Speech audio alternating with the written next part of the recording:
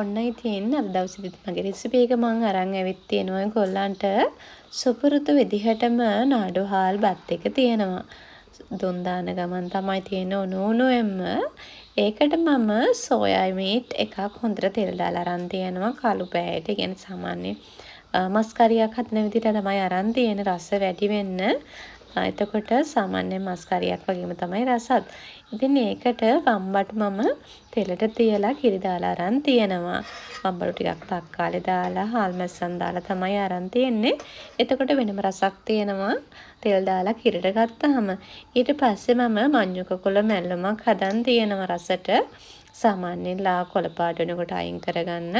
එතකොට රස ගුණ දෙකම තියෙනවා. ඊට පස්සේ මම පපඩම් බෙදලා අරන් තියෙනවා රස වැඩි වෙන්න.